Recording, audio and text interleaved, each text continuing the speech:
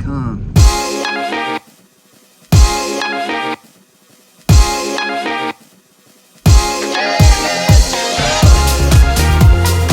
Right, we're here at Tân Sơn Nhất Airport in the departure for domestic. It's actually my first time ever taking Vietnam Airlines because only ever taken the super budget ones. And I've been told that Vietnam Airlines is usually on time, but we'll see.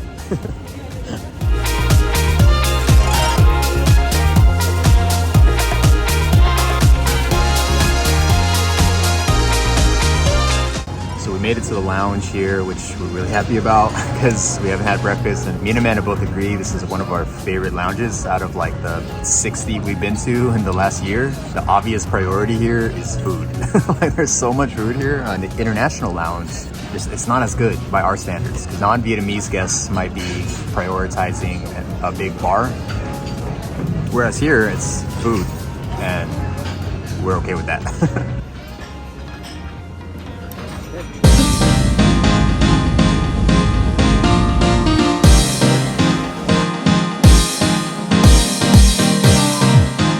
So Hanoi and I have some history. I did a study abroad program here when I was a university student at UCLA, and this is really where my love affair with Vietnam started. Of course, the city has changed so much since then, so I'm really excited to see what we'll find on this trip.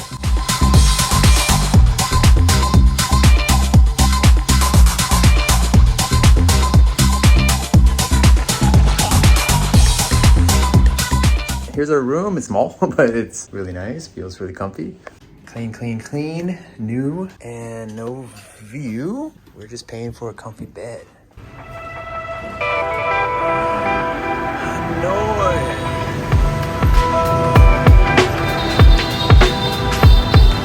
You got Japanese, you got Popeye's chicken, Burger King. We're just gonna pass that up because why would you eat that here? I think we're near the church. I think I recognize just from the edge of this building, which is actually like one of my favorite areas in Hanoi.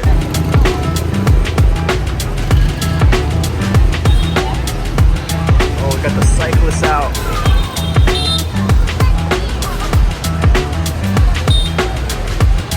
It's wild right now. It's like rush hour on the streets and it's like rush hour on the sidewalks. Sunday night here.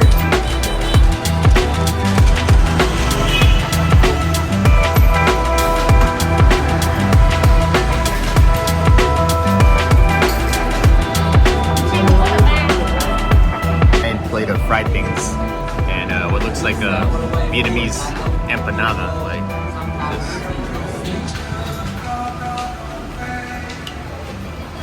And it's raining.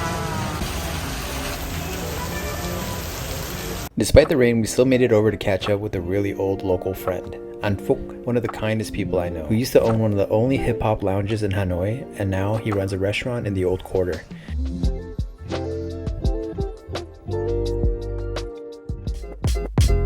Alright, starting our day now. It's about 11:40. We kicked off our day with some delicious Hanoi egg coffee, and we were excited to meet up our friends from Saigon. We spent the morning waiting for them at a hip cafe called Godmother by the church.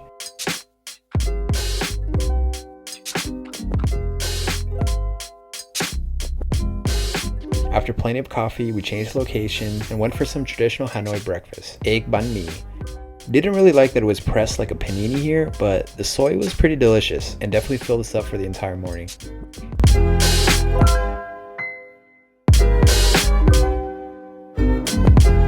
Waiting for our friend now. We're doing the lemon tea jajan thing by the church. It's like the big trend here, and then listening to everyone snapping their sunflower seeds all around us. So this married couple is Rick and Annie, our friends from Saigon, two absolutely incredible people. And we're being guided around today by their friend actor Wook An and his brother Long. Just by coincidence, Wook An takes us to Balcony Bar, the same bar I used to hang out at as a university student studying abroad here back in 2006. Can't believe this place is still here. It's still a really cool place to sit and people watch. No matter where you are in Vietnam, the thing to do is eat. And sometimes you want a small meal before your big meal. We headed over to Soi Chè Bà Thìn, a local favorite for chè, which gets translated weirdly as dessert soup. I guess it makes sense. You get all varieties of beans, tapioca, grass jelly, glutinous rice, and a slightly sweet broth, which are good hot or cold.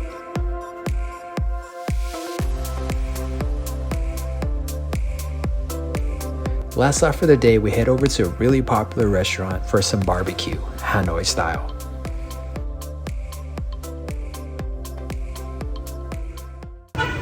Hungry. Doing some local exploring, we decided to try a new dish for us, Bánh Đúc.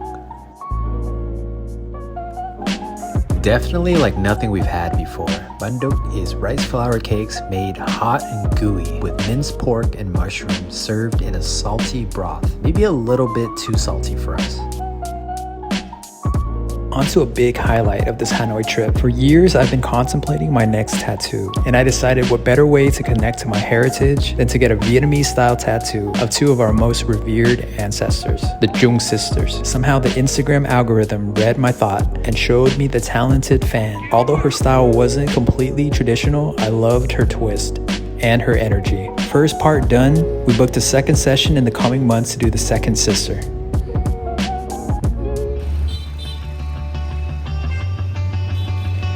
Can't visit Hanoi without having pho, and we just happen to be near a local favorite, Phở Thìn on La Duc Street. The beef is partially stir-fried on a wok to give it more of a smoky flavor. For me, not a big fan of pho to begin with, it makes the soup a little more exciting, but some might find it a little too salty or greasy.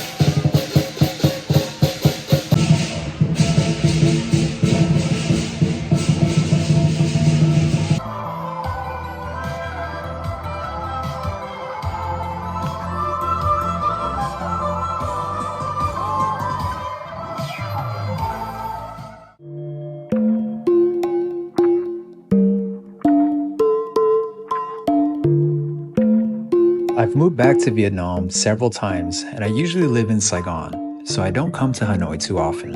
Whenever I do, I love to drop into the university where I did my study abroad program, just to see how things have changed. Hey, what's up guys? Today we're at my university where I used to study back in 2006, a long time ago. So not only has Vietnam changed, this campus has definitely changed since that time. Like I mentioned earlier, this program, part of University of California's Education Abroad program, changed the course of my life. I think because I was so conditioned to think about Vietnam in a certain way. Poor, unsanitary, dangerous. And when I got a chance to live here as a young person and become friends with locals, it was like a veil being lifted off my eyes. These were some of the kindest people, and they welcomed me. And since then, I came back many times. Maybe a part of me wanted to contribute something, but mainly, I just love this place. And I miss my friends.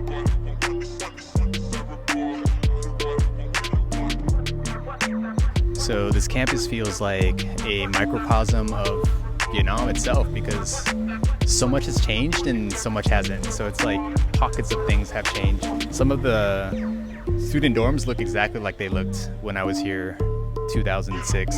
There's a few other dorms that are just like a lot more luxury now, a lot more new, modern.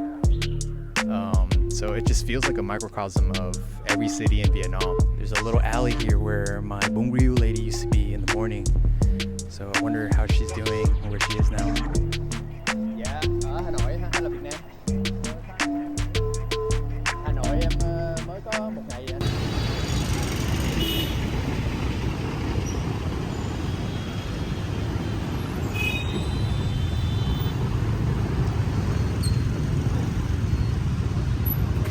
Right, we are on our way to visit my friend Hunan and her family.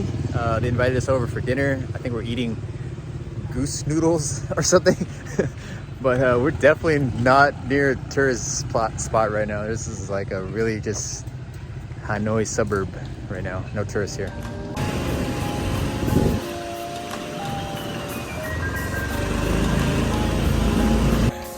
Anh ấy vừa bảo là ngày nào cũng tới cái quán cơm đây đâu.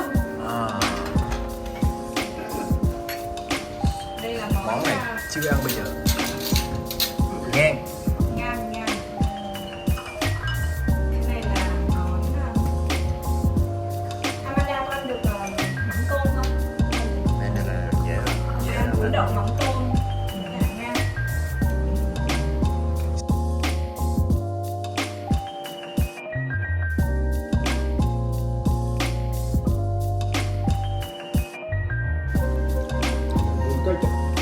Mooncake.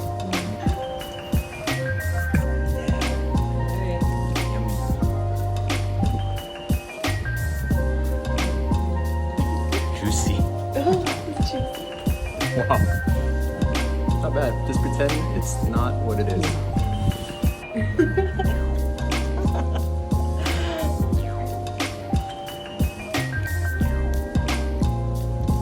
Like creamy. Here now, we're gonna meet up with my friend Bino on this little street here in Hanoi. We haven't had legit bún chả yet, so this is gonna be it.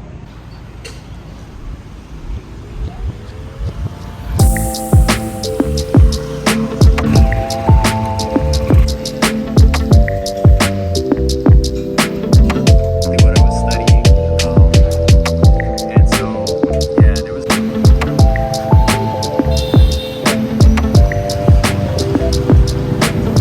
So we're now meeting up with the homie Bino in this area called Time City, and I've never been to this part of Hanoi before, but it is nice out here.